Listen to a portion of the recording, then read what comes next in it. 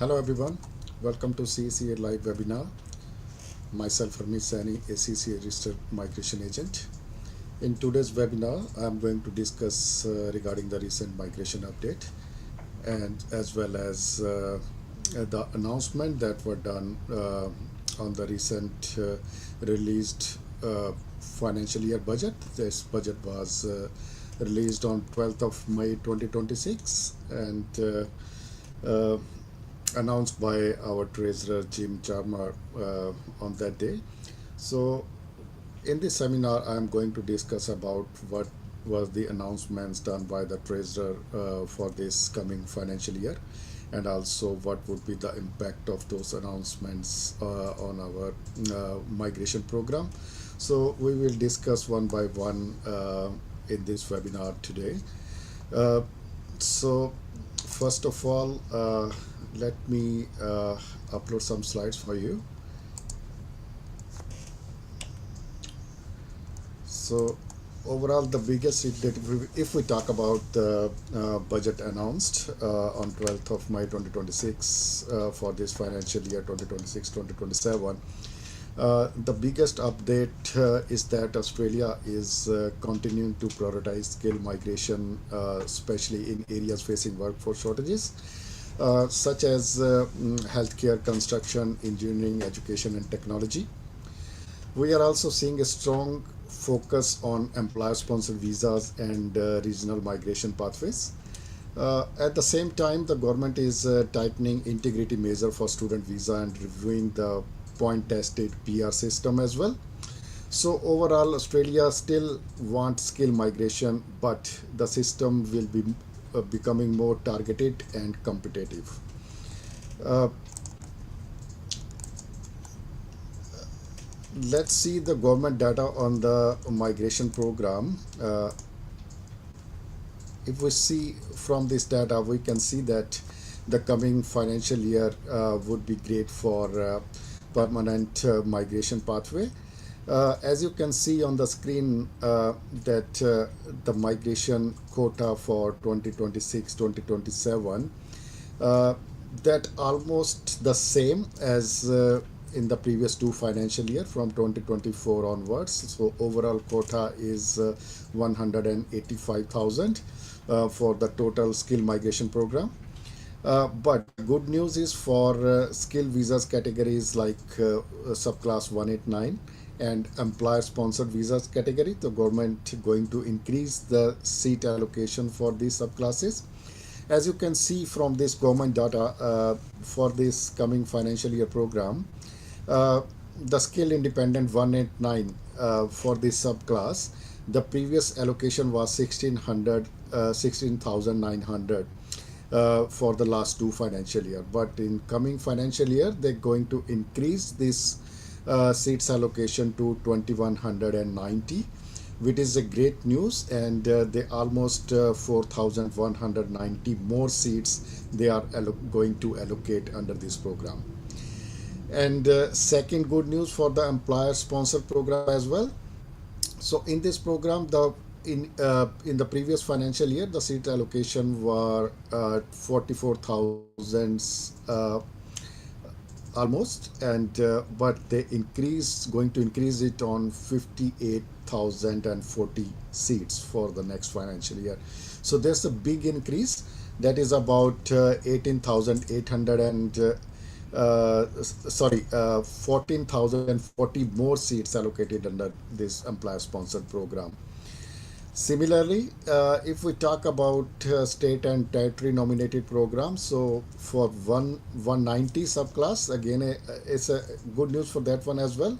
So under 190 category, they're going to increase 2,500 seats in the next financial year.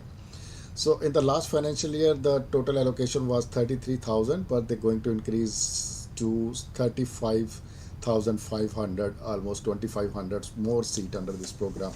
But not a good news for 491 visa subclass and talent and innovation programs.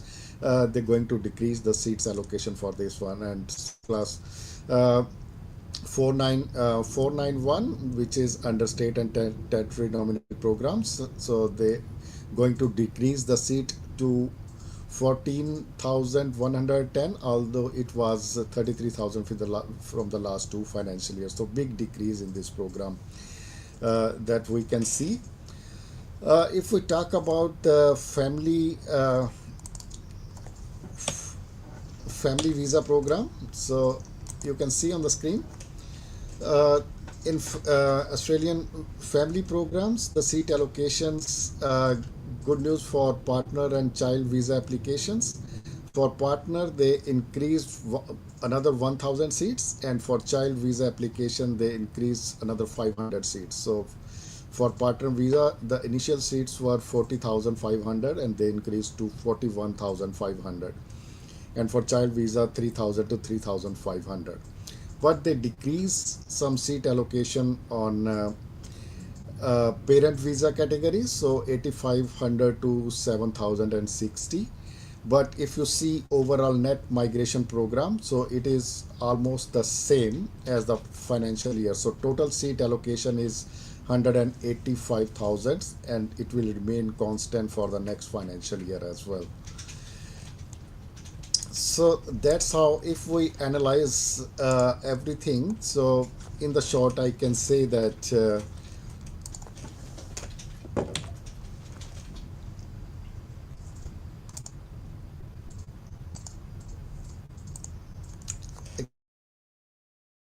migration intake that stayed as 185,000.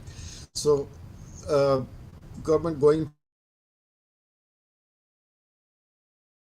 percent allocation to skill migration program, especially for the onshore candidates. Said they're going to prioritize the onshore application in the next financial year. Only 30%, even less than 30% quota is reserved for the offshore candidate. So this means Australia is going to still prioritize skilled worker, employer sponsored migrant, regional migration, and applicants already contributing to the workforce.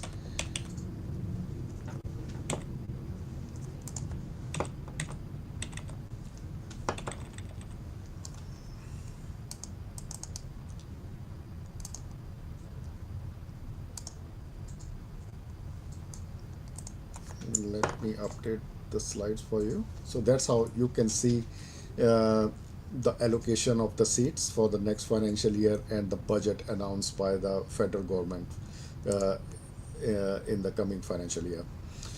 So overall we can see that skill migration become more targeted. The budget includes funding to overall the skill migration system. uh, in the coming reform, what the government going to do is the reforms to the ongoing PR point test system. So faster recognition of the overall qualification and streamlined trade skill assessments.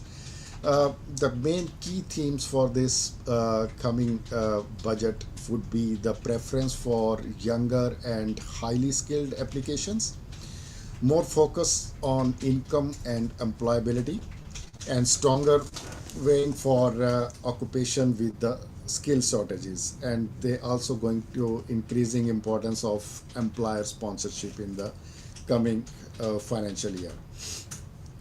So overall, the possible PR point system will reform, and government confirmed a major review for the point test system, the biggest, because it was last updated in 2012. So what they're going to discuss in the coming point system, so there would be the higher minimum point threshold, which is currently at 65 point, but they're going to update it to minimum of 70 plus the minimum threshold. And moreover, the more points for higher income, greater value for the partner skills, and fewer points for Australian study alone, and stronger preference for younger applications. So that's how they're going to overall the point system in the next financial year. But nothing is legislated yet. So, but migration programs, there's reforms. We are expecting these reforms for from by end of this year or the early next year, 2027. Most probably, they will reform after July, by end of this year. Uh, if we talk about the net migration, let me see on the screen if I can update the slides.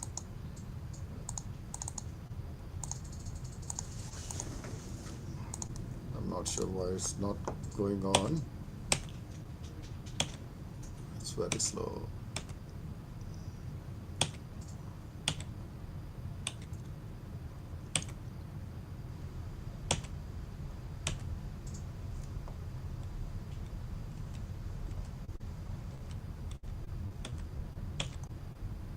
Let me show you the graph for net migration.